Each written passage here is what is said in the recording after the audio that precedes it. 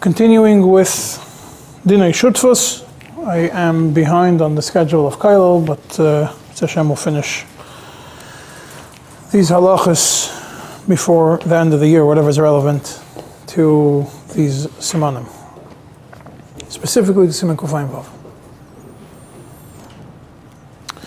We'll continue with Sif Yud. Sif Yud starts with the dinim of changing from what a shutfus is supposed to be in how you operate a shutfus. When are you responsible and when are you not? The Mechaber starts by saying that if you become a shutfus with somebody, do not change from the minhag HaMedina with regards to that specific schayra. That's number one. Number two, don't travel somewhere else with the schayra. Number three, don't become partners with anybody else. Don't bring in other partners. Number four, don't get involved in other side ventures while you're busy with the shutfus. Number five, don't sell on credit unless the minhag in that is to always sell. The Mechaber says, Limker Tamid, to always sell on credit. We'll get to it soon. Number six, don't give the schayra as pikadon in the hands of somebody else. That's obviously not trusted by the friend, unless this was agreed to milchatchila, that's how it's going to be, or you got reshus from your partner to do such a thing.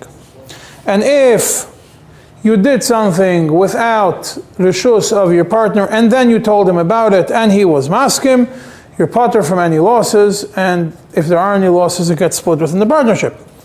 The Ramah adds a few dinim over here, for example, regarding that selling on credit, that even if the minhag is in this place to sell on credit, but the other should have said, I do not agree that we should sell on credit, and you're still not allowed to do it, and you become responsible if there are any losses, even though it's against minhag HaMedina. The Ramah then says another din. If part of the seicherim sell on credit and part don't, do not sell on credit without reshus of your partner. And then, according to the Smay, does not argue. Now, the next thing that Ramah says, if he did not do a change, but something happened, and he did something, but he did not do it as a pshia, he did not do it with the intention of, or he did not do it with bad intention or through negligence, then the halacha when it comes to shutfim is he could do with his friend's money the same thing as he does with his own money, invest it, whatever has to be done, buy, sell, and he could then charge from his friend whatever he spent on the shutfis. And the klal is kol shutuf ki yored b'reshus dami. Every shutuf is the same when every shutuf that is partnership is one person. If one person is dealing with the joint assets of the shutfus, then we consider it as yored b'reshus. That means the shutuf, that's the one that's being misasek, that's dealing with the partnership, is considered a yored b'reshus, that he's allowed to use his friend's money as long as he's not a peishen, as long as he doesn't go against minhag HaMedina, and as long as he doesn't go against what was agreed upon milchatchila.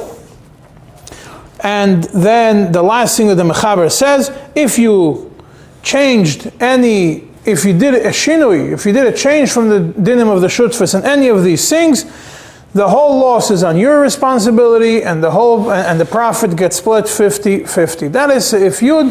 Then you have Sif Yud Aleph, Yud Beis, Yud Gimel, Yud Dalet, continues weiter regarding different examples of how this plays out. But let's first focus on the klalim that are relevant to this Sa'if. We're going to go through all these details that were just mentioned. When the Mechaber says that when you become a shutef together with somebody else, it's a mishtatev b'stam. That means you don't do specific conditions how the shutfus should be. And you don't make any specific conditions, right? Because if there are conditions, then whatever the conditions between them were, even if it's against minhag HaMedina, the conditions remain. That's what the Aruch HaShulchan right away points out. As if Katan Chavtas, he tells you everything. It goes based on what they decided. So obviously we're talking about that they made a shutfus stam without any specific details.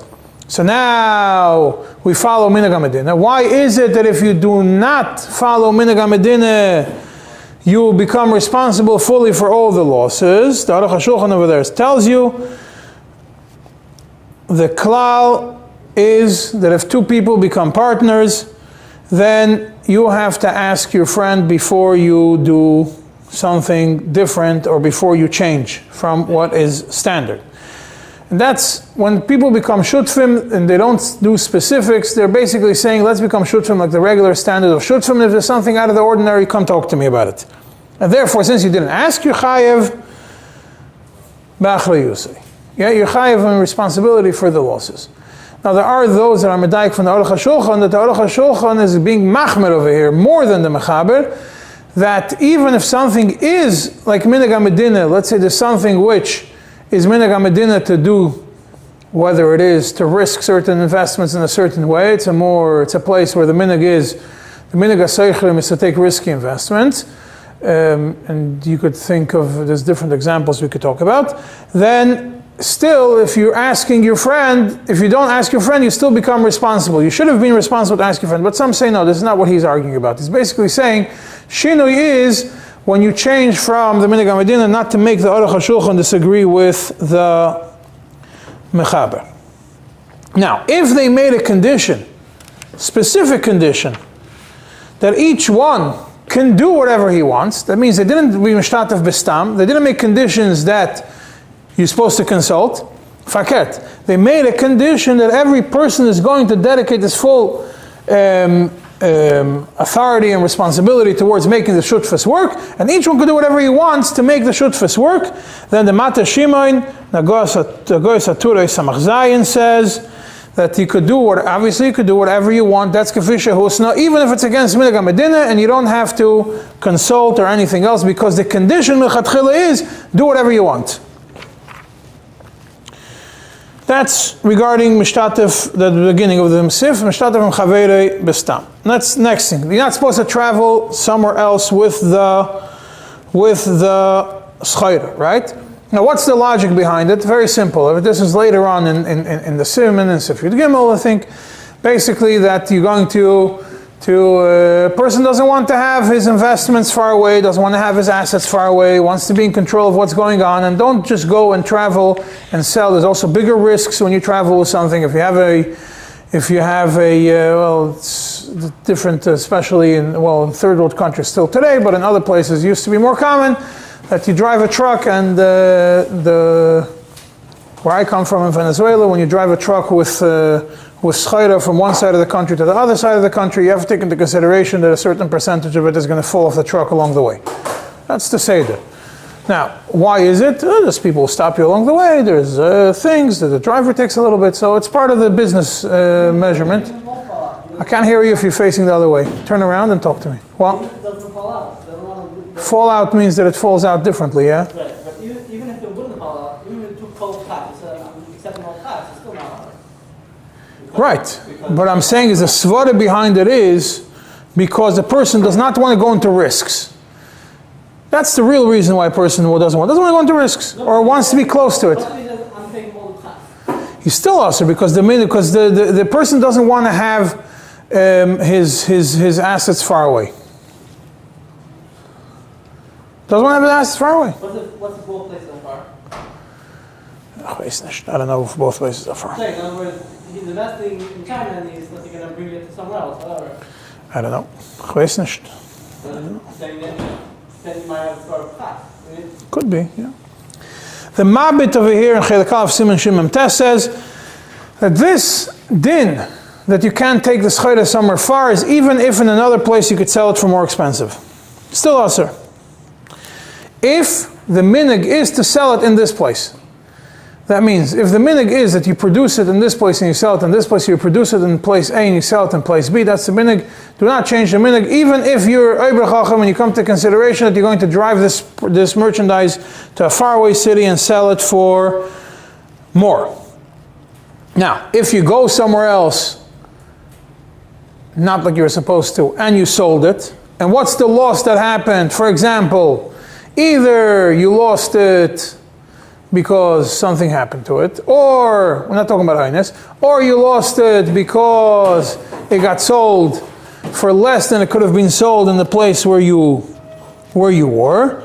The Pamoin Zov over here, Sifkat Yudalad, brings in the name of Hayim Yitzchak Siman Lamed Gimel, that you have to pay him the share of profits as if it would have been sold in this location. Not only are you paying him for loss of principal, but you have to pay him loss of potential profits that he would have made if it would have been sold in this location. Now what happens if it's in this location, but if you're going to leave it here, it's going to go bad? The marshal, there's an electricity outage, right? And then you have something which could get ruined from the heat. It's a day could last in the cold, but 3-4 days it's already gone. Then that's where the shutif was and made a decision, an emergency decision. I'm driving all this chayra to a different city to sell it, or I'm selling it for cheaper now because otherwise ice cream doesn't last outside of the freezer for too long. Then it's mashma from the Shas Tshuvas Teiras Emes of the Marasa son, Siman Kuf Tzadik, that it's mutter. Why? Because this is not a shinui. This falls into the category that Amos says that oise b'shel chaverei keb'sheloi, and that is it's the category of a yored brishus. This kind of shinui, even though it's a shinui minhag hamedina, because it's in the case of emergency, it's not considered a pshia. Shas Tshuvas Teiras Emes, Siman Kuf Tzadik. The next thing that the Mechaber says is you should not become partners with other people. Right? Don't bring in other partners. The Taz over here points out, what does it mean bring in other people? He says that means allowing other people to have control of the shutfas. But if you bring in somebody else as a part worker and you tell him, we have this, it's a tevas shutfas, we have to sell, we have a big quantity to sell, and I need more hands to help. And I bring in another party, and I don't give him control of the schayra, but I tell him he's going to get a percentage from the revachim for his work. The Taz says that it looks like it's mutter, maybe l'chatchila, but for sure b'di'evid. Why? Because you're not endangering the guf of the assets. Now the Taz is not machriya for sure if it's mutter l'chatchila, but if you he's not investing, he's working. He's working, and for his work, he's getting parts of the profit instead of a salary. He's not investing and he's not touching the keren. He's working in this venture to be able to generate more profits. The Taz says, maybe l'chatchila it's mutter, for sure, but the it's mutter. The Nesivis, later on, not in this Sif, but 20 Sifim later, if you look in Sifkat 9 Daled in Chidushim of the Nesivis, says very clearly that if it's only giving him profits and not the actual assets, then it's mutter l'chatchila, and the proof for it, he says the Taz in this Sif, which means he understands the Taz that it's mamash l'chatchila. The Taz zachra is l'chatchila, even though the Taz seems like it doesn't mistapik. The Nesivis Chidushim Sifkat 9 Daled. It's on Sif Lamed Gimel, I think. The Kesef HaKochim adds another angle to this. You would think, I'm a shutef with you, I want to bring in another shutef. I'm not bringing him for the general partnership. I'm not diluting your chelik. I'm diluting only my own chelik. That means I'm 50-50 with you, and I want to bring in somebody that he should be half of my chelik. So my 50 becomes 25, another 25 is somebody else, and there's no risk to the other partner. The Kesef HaKochim says over there that it's still aser. The only way it seems like it's mutter, it doesn't say for sure it's mutter, but it seems like it's mutter, is if this person that I'm bringing into my half has absolutely no control over the assets, over the business, and he cannot do any damage to the other shutif, then the other shutif can't stop me from bringing somebody in, which means it's pretty much similar to what the Taz, to how the Nesivis understands the Taz. The Aruch HaShulchan and Sifkot and Ayin Dalid brings another angle over here regarding this Nekudah. If the other shutif is far away, one shutif is here, the other shutif is far away and it cannot be reached, and this is before the days of telephones, and there's no way of reaching him, and you have to get an answer, and for Toivas HaShutfas, the one that's al Asad over here feels that there is a need to bring in another partner, then he could.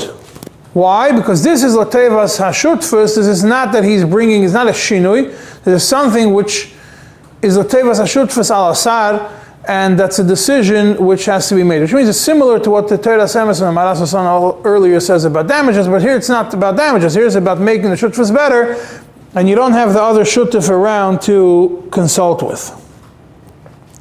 Now, let's say you did it, and you brought another partner in, so you violated, it's asr. What's the din of the shutfas now? So the Knesset Agdoila, Nagoyes Atur Ois Ayin Gimel, brings in the name of the Maharik in Sheresh Chof Daled that the shutfas, the guf ha-shutfas does not get cancelled. Even though I made a shinui, I brought another person in, the actual original shutfas doesn't get cancelled. And he says this is also this, he proves it also from the Marashach in Chelik Aleph Siman Ayin Aleph, in the Mishpat Tzedek, in Chelik Beis Siman Nun Beis. The Mata Shimon in Agoras Atur Ois Samaches also is machriya like that the shutfas does not become bottom. Now the Mata Shimon is, I think, the son or the grandson of the Knesset Agdoila. What does it mean, schar?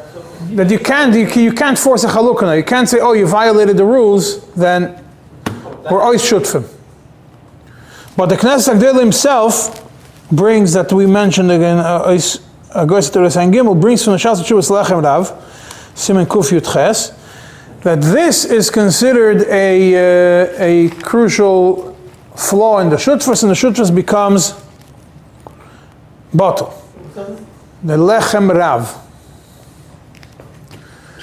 It's brought in the Knesset Agdoila. But the Knesset Agdoila says, I don't want to create a machlokes between the lechem rav and the marik and the marshach and the mishpat tzedek, and therefore he explains the Lechem Rav. The Lechem Rav is not talking about bestam, that there was a shutfas bestam and you brought somebody else.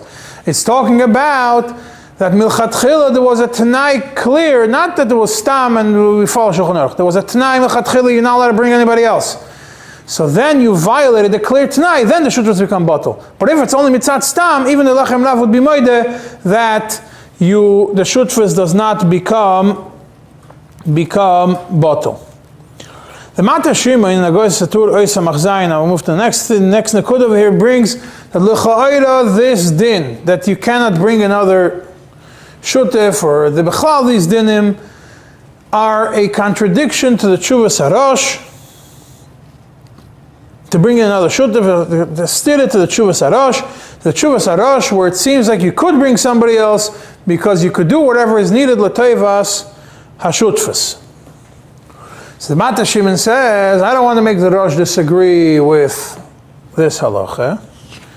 So he says, well, I saw there's a book, Nem on Shmuel, and over there, he's mechalek. He says the Rosh is talking about a specific scenario. The Rosh is talking about that this shutif is already, this person that wants to be brought into the shutfis is already a little bit of a partner. And one of the shutfim wants to get more money out of him and expand his share in the partnership. And over there, yes, the Rosh says that it's mutter, it's not considered a shinui. And the Rambam / the Mechaber, the Mechaber Paskins, that says that it's asur, is talking about when you're bringing in a new shutf that was never part of the shutfs before. The Mata Shimon says that this chiluk of the Nem on Shmuel is shvach. The Maritatz, he says the Maritatz in Siman Kuf Mem Aleph doesn't hold of this difference. Rather, the Maritatz says that the Rosh, he's Mevayer the Rosh, also in a way that shouldn't be Chaylik. He's Mevayer the Rosh is talking about when they made such a condition, L'chatchila, and therefore made a condition L'chatchila that you could do certain things at Tevis HaShutfus, and that's why the Rosh was Mater in that scenario. But in the regular scenario, he'll be Machmer like the Rambam. That's what the Matashimon brings these two. The Maaseh, maybe we could somebody say Kimli like the Nem on Shmuel that the person, if one should have already brought in money or not, brought in money, that depends if a person brought in money or not. If a person already brought in money in the past, he could expand his shutfus against, and not against, but without consulting. I don't know, maybe he could say Kimli, maybe not, I have no idea. Now let's move to the next one. Next, Nekuda the Mechaber says you're not allowed to be involved in other schayra. The Smeh points out something interesting. He says, why is that? Why can't he be Mesasik in a different schayra? Because the Smeh Sifkot Lamed Beis, he says like this, and when I become a shutaf with you, I want you to pull in your full weight and to do all your work that you're supposed to. And if you're going to be invested in something else and working on a different partnership with other schayra, you're going to be involved with a different business venture, you're going to be negligent in the business venture that we're here together. And therefore, you're going to cause us a loss, and I'm not masking to that. Because of that logic, the Smeh also says that not only are you not allowed to be misasik b'schayra acheres of somebody else, you're not allowed to be misasik b'schayra acheres of your own. You're not allowed to have a side business while you are a shutfus. Rather, everything that you do has to become, once you become a shutef, you have to become a shutef for everything. Anything that you do becomes part of the shutfus, and anything that you make profits, if you do take a different venture for your own things, everything that Revach goes to the middle. That's the Shitta of the Smeh. The Shach goes to a lengthy disagreement with the Smeh, and he says that Take, it's aser to do your own business on the side, but if you do it, the profit is fully yours. Why? Because you invested your own money into it. Yeah, because if you do a shinui in the shachsvar, it's not about changing the shachsvar. It's not about changing the ways of the shutfas, the minhagim of the shutfas. It's about doing a change in the assets or in the money of the shutfas. So all these are talking about that you're doing a change in the keren, in the monies of the shutfas. So what's isasik b'schayra acheres? So you take money from the shutfas, and you go and you invest in a different schayra. But for you to then go and spend your own time doing something else, which might cause you to be negligent in the din, in the shutfis, that is not something which generates profits for the other one, because the other one didn't invest in this. You invested your own money, you get the profits from it. It's aser, but you fully get the profits for it. And then the Sivis and Biurim, Sifkot and Ches, argues in the Shach, but Lamaskani paskins like the Shach, that the Chatchila it's aser, but the Revachim stay only with the person that invested. Why? Because he put in his own money, and therefore he only put in his own money, not the other shutuf, and the other shutuf has no right for the profits. And the Knesset Agdela also paskins like the Shach, and Agoyes B'Seis V'Ois Yutches.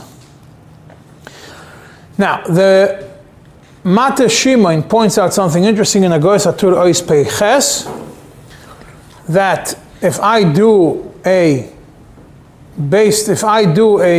side business, yeah, and I do a side business while this is done, and I ordered schayra, and the schayra was shipped only on my name, still the profits are split 50-50 because we look at it as part of the shutfus. This is an interesting point. Use your money? Huh? Use your money? Shutfus money. Well, obviously. Why? Because maybe he took from his future profits, maybe he did something else. It's not so clear from the Matashim, maybe he holds that he do, that it does, that maybe he holds like a smeh. Maybe. Now, what happens if take you were mesasik in a different schayra, and let's say you're your own money, and according to the shach and the sagdela and then the civis, you're supposed to take all the profits for yourself. But because you did it, you were take negligent, and the shutfis lost out from it. Some form of hefset to the shutfis. The Choshen in Sifkat Lamed Gimel says that you have to pay fully whatever loss you caused to the shutfis. That means, without getting into details about you were a shutef, you were supposed to do something, you didn't, therefore a loss was generated because of your negligence, because of you being busy with something else, you become responsible for the hefsed. How were you able to prove that you did it? No, the shutef is not about I'll give you a simple example. I have a building. I'm building a building. Now, I have a mortgage on the property. Right? That's a mortgage for I don't know how many years. Then there's something called a construction loan. Construction loan has a certain amount of time. The bank gives you a construction loan based on how much you work. And then you have to have an end date. If you don't finish on time, the bank calls back the loan, you have to pay everything. That's the terms. What do you do then? You have to refinance. Get another bank to do it. When you refinance, you're supposed to do diligence and find out. You call 5, 6, 7 banks, get the best rate, because when you're talking about a building, you have a $20 million construction loan or $50 million construction loan. The difference of 0.1% in ribis could be a big difference in the bottom line. And these things sometimes can happen very fast. It's not like a mortgage you have 30 years to think about. This is a 3-year, 5-year, whatever it is. Suddenly the bank calls back the loan, or if the bank sees something that we're not happy with you and they call back the loan, you have to fix it fast. And you didn't do the work that you're supposed to as a shutef, and comes the last moment. No, dealing with the loan. So the shutef was in charge. They divided the responsibilities. One shutef was supposed to deal with the loans, right? Let's say one shutef was supposed to deal with this, one shutef was supposed to deal with this, and the shutef was supposed to deal with loans. Didn't do it.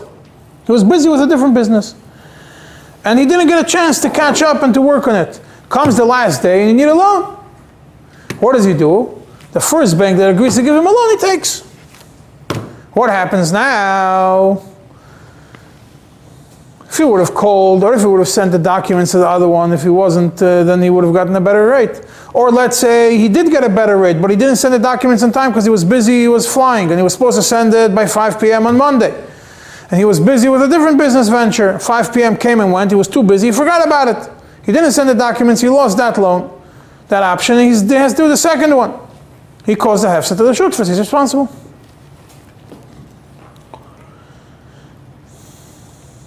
The piece, How do you prove that was that? Maybe because when you do a shino, you automatically become guilty until proven otherwise.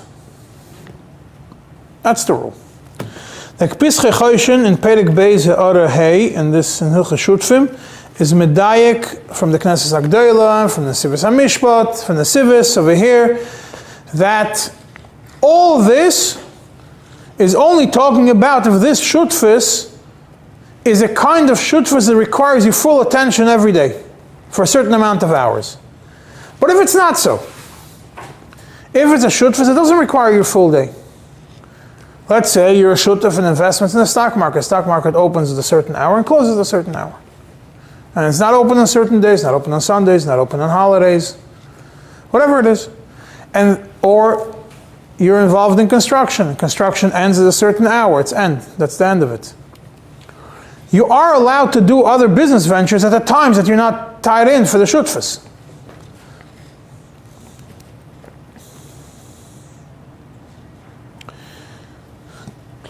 Okay, let's move to the next one. Not allowed to sell on credit unless it's, the Mechaber says, unless it's something which is always sold on credit. Something. Yeah? A chayfetz. The smeh is medayek from the Mechaber, that since the Mechaber writes Tamid, that always sold on credit, it's mashma that the Mechaber and the Ramah don't disagree.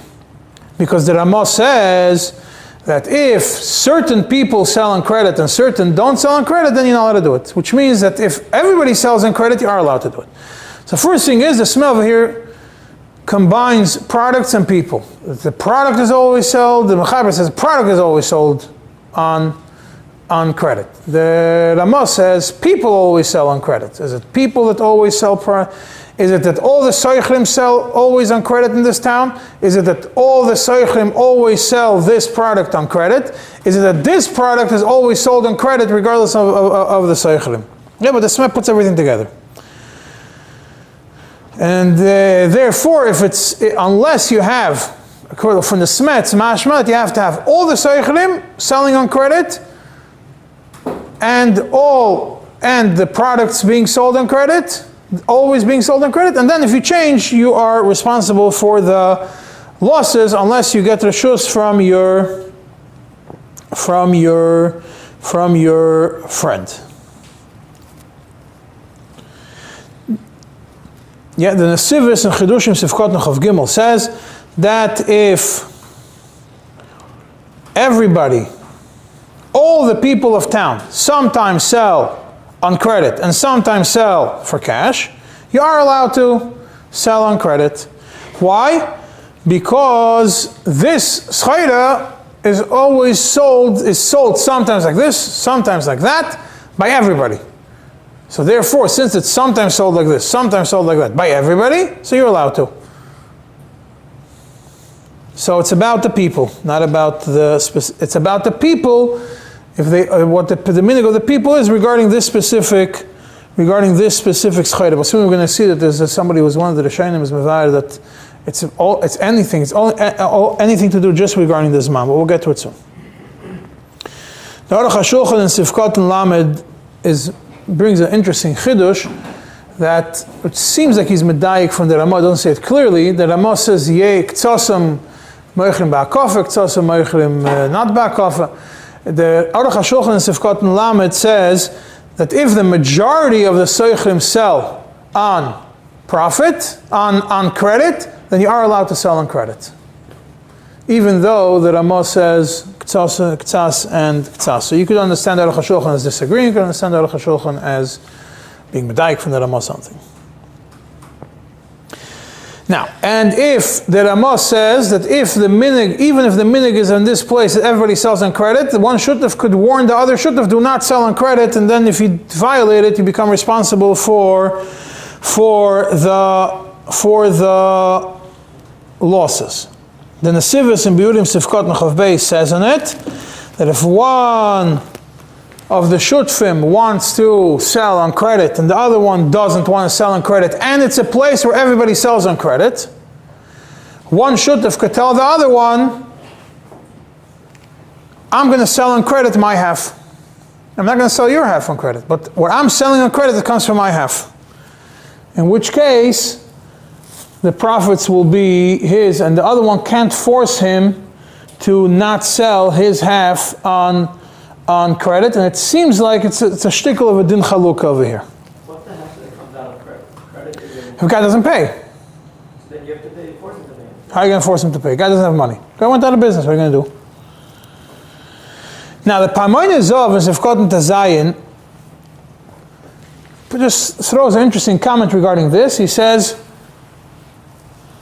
what we say that the minig is that in the place where the minig is to give on credit, you're allowed to give on credit, it's only because that is l'toivas hashutfim. But to lend something to a friend from the schayra of the shutfas, that's also according to everyone. Even in a place where the minig is to give on credit, that's only because giving on credit because you can get paid. But lending is only l'tevas hashoyel, not l'tevas hashutfas, and therefore that's also. Now I did mention that there is over here. It seems like most are combining people and schayra. The Mata Shimin in Agoyes Hatur, Agoyes Beis Yosef Ois Peites, goes into as a very lengthy. Usually the Mata Shimin is short pieces. It's a very lengthy one. Why? Because the Beis Yosef on this Sa'if and on the Tur brings the Bala Itur. And the Bala Itur's shita is that if all the Seicharim have a minhag to sell on credit, even if this specific product is not usually sold on credit, you're potter from losses. Why? Because the minhag of town is you give credit. It's not about the product, it's about the people. And he says, L'cha'ira, the Rambam disagrees with it. And the Rambam is... Even this product in this city is not good. Yeah, this product in this city is not sold on credit, but Bichlal, the minhag of the town is that the things are sold on credit. So therefore, your potter, that's the shit of the Balaitur. The fact that the Mata Shimon says, the fact that the Beis Yosef did not bring this in the Shulchan Aruch, obviously is because he holds that the Rambam disagrees, and the Rambam's Lashon is Tamid regarding the product. So it means it depends on the product and not depends on the people. And according to the Rambam, you always have to check regarding the product.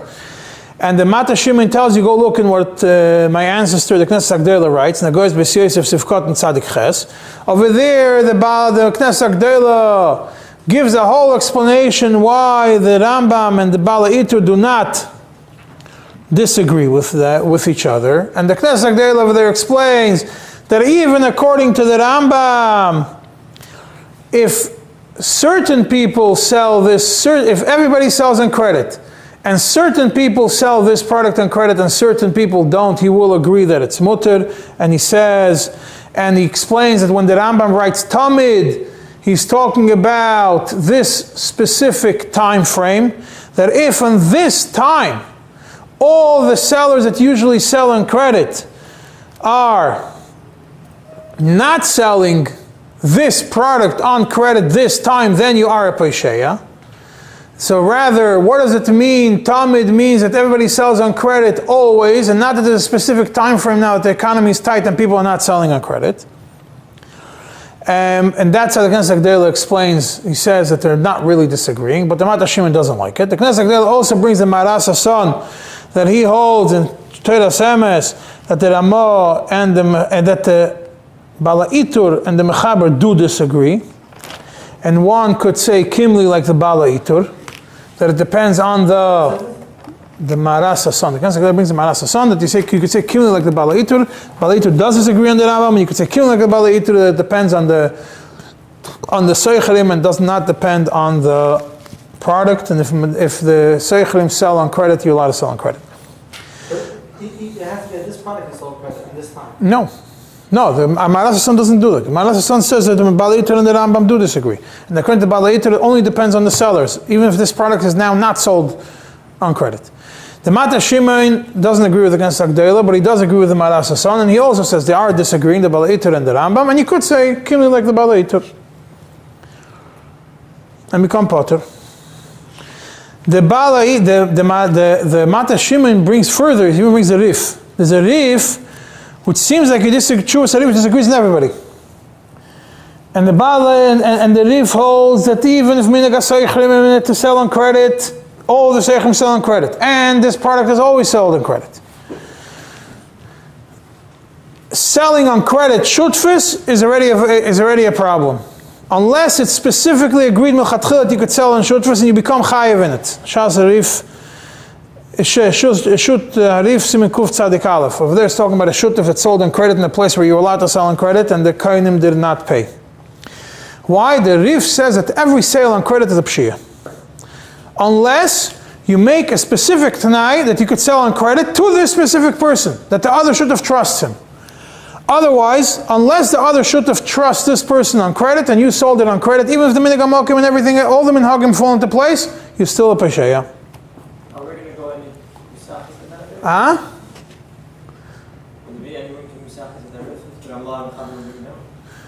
Yeah, because in the halacha psuka, this one, he's medayik that from the way the Gra brings a certain Gemara, that l'cha'ira the Gra agrees with the Rif. And that's enough to really hold it from the No. You could stop him. The question is how much is lost. All this has to be taken into play when there is an argument. The Erech HaShulchan Ois Zayin brings the shit of the Rimigash. What happens l'achar Maisa? The things got lost. Yeah, it means there was a sale and the money wasn't paid back and nothing you can do about it. And then you come to Bezdin and one shutaf says, I never gave you permission to sell on credit. The other shutaf says, you did give me permission to sell on credit. So the person who claims that he did not give permission takes a shvua that he never gave permission, and he could dump all the losses on the other person, and keep all and the other person will be obligated to give him whatever profits he could have made. But should be totally about where are you if the minhag is to do akaf or not. No, do the most of it. Shouldn't be a the Erech HaShulchan says this is once it gets to argument, and one person says clearly, I told you not to do it.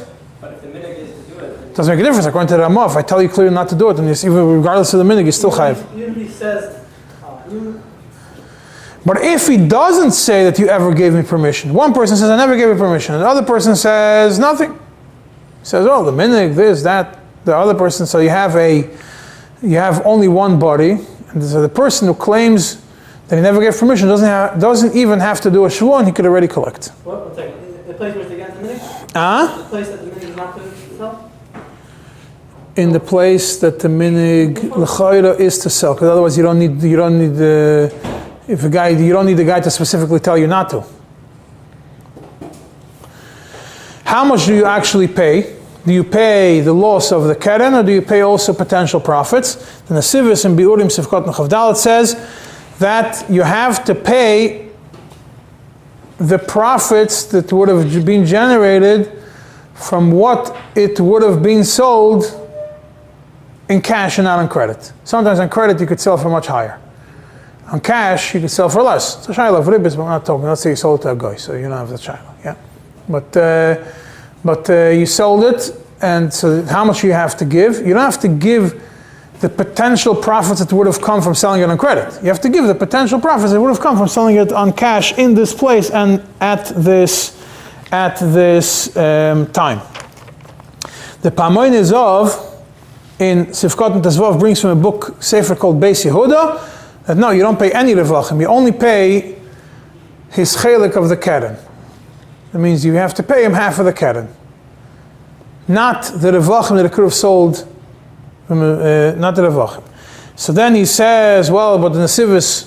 Then he brings in the nesivis. Well, the nesivis says you do pay him the revachim of what it could have been sold on cash, not on credit. And he says maybe we could say that they don't disagree with each other. That according to the Beis Yehuda, what's the profits that are included in what could be sold on cash right now is like keren, and therefore he gets it. And he says that he could be medayeket from the Maritatz also.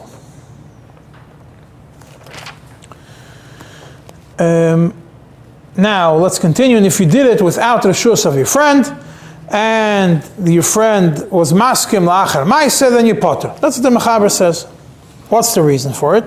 The Smeh, and Sifkot Lamed Daled, and the Nesivis, and the Taz, all say that you have to clearly tell him, you have to clearly say, befeirush, that you're maskim to what was done. Shtika is not kaidah. That's all three of them say that. Why? The Smeh says because it was already done, and you couldn't have done anything when the guy told you about it. Yeah. Now let's deal with this a little bit. The Rabbi Akiva Eger says that the Mishnah HaMelech, the Rabbi Akiva here says, and it points out the Mishnah HaMelech brings the whole machlekes gainim about it, if shika kaidah or not, and he brings a maharit. That the Maharit says, just points out that if the other shutaf tells him, well, what was done was done. And he doesn't say, I'm masking to what was done. That's not considered askama, even though he responded, what was done was done. Because it's beles berei, he had no choice. The Erech Lechem on the Shulchan Aruch says that shtika is kaidah. But there are those that explain the Erech Lechem that shtika kaidah is only before you did it, not after you did it. That means Erech Lechem says it as a line, but it doesn't mean that La'achar Maaseh disagrees and all the people that say Shtika Keidah works. It could be it's only before, not La'achar Maaseh.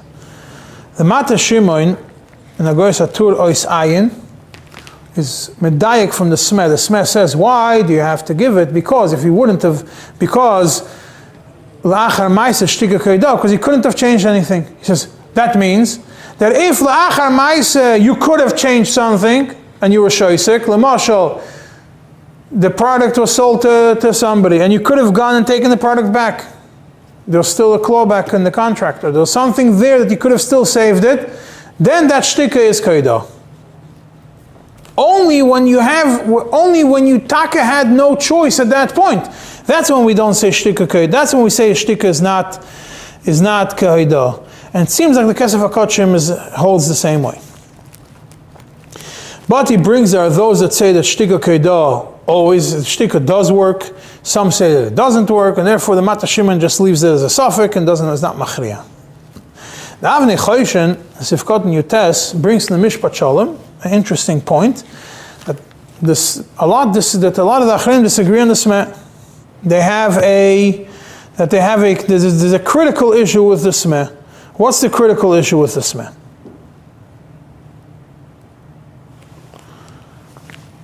The critical issue with the Smeh is that if one shutaf comes to the other and said, I did something, and he's a shaysek, he's not moiche, he's not doing anything, shaysek, okay, he doesn't say anything, not maskim, not.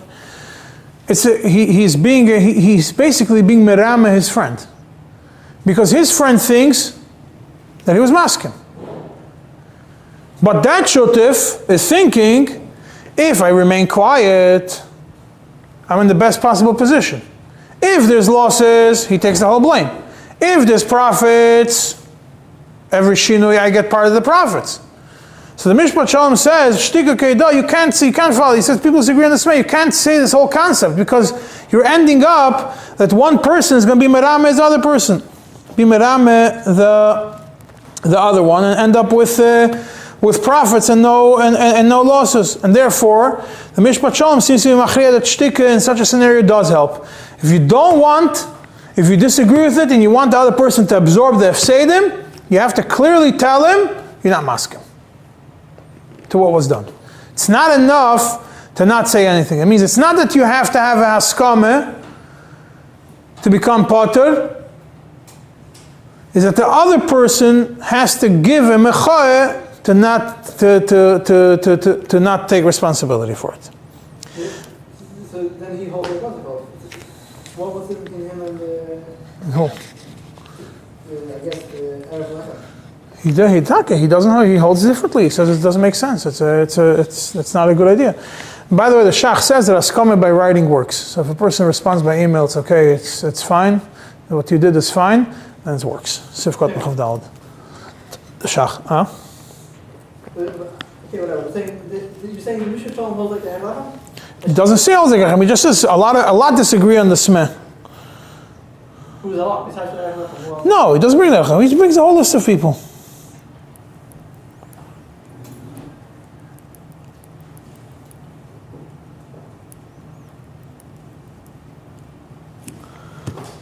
Okay. If you make a change, the loss is your loss, and the profit is both profit. That's what the Mechaber concludes.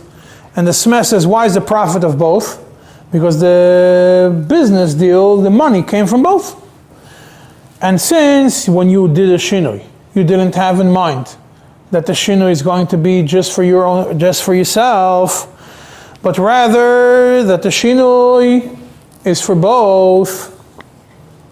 So therefore, if there's profits, the profits go to both. But when it comes to losses, even though I had in mind that the losses are also going to be for both, the other shutaf could say, if you wouldn't have done the change, we wouldn't have lost, and therefore, I don't want to absorb your loss.